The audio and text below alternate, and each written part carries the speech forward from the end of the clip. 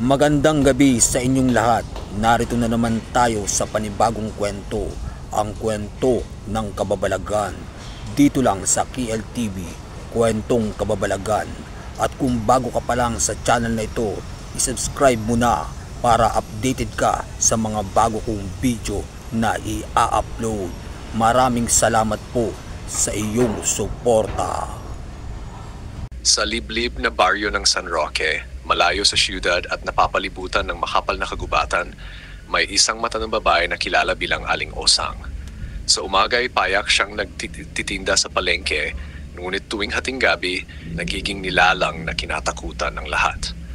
Ayon sa matatanda, si Aling Osang ay may lihim na langis na hindi basta mula sa halaman o hayop. Sinasabing ang pinagmulan nito ay kakaibang timpla ng mga sangkap na tanging sa ilalim lamang ng kabilugan ng buwan maaaring likhain.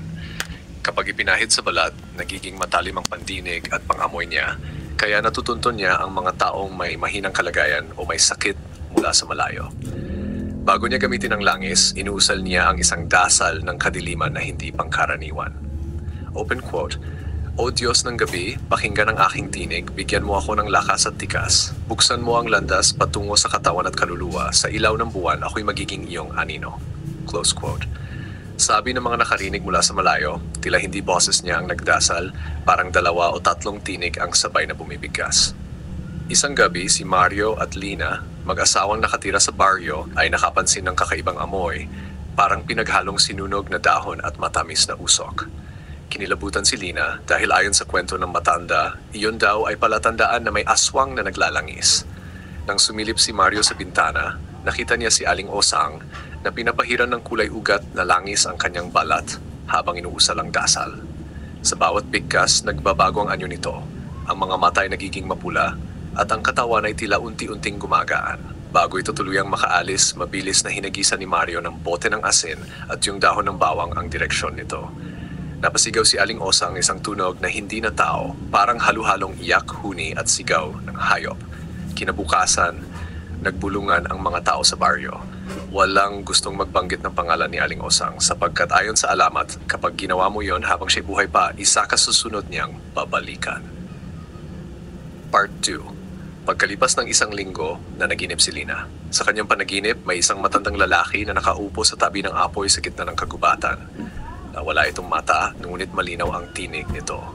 Open quote, "Kung nais mong iligtas ang iyong pamilya, alamin mo ang lihim ng langis. Ngunit tandaan, bawat kaalaman ay may kapalit." Close quote. Pagmulat niya, may maliit na garapon ng langis sa harap ng kanilang pintuan.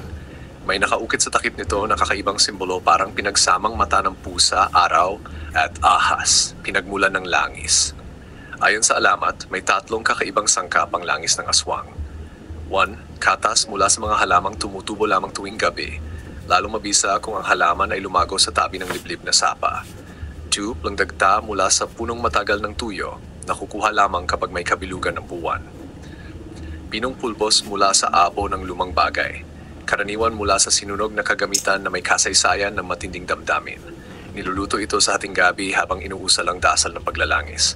Open quote, "Lakas ng gabi, sa'yo iaalay, hangin at dilim, sa akin ay dumaloy, langit ay itim, buwan ay patnubay, ibukas mo ang daan upang ako'y magtagumpay."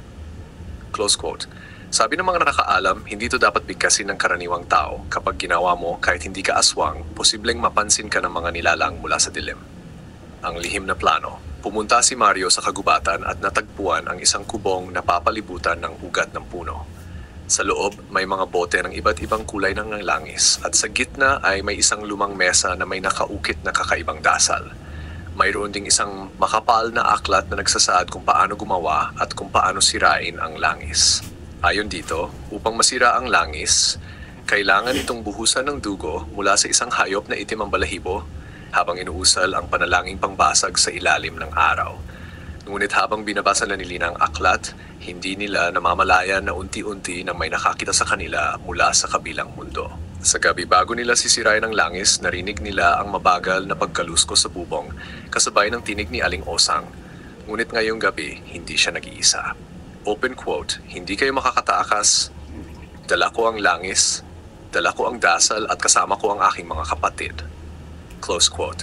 At mula sa kagubatan, nagsimulang sumilay ang pulang liwanag ng maraming mata, palapit ng palapit.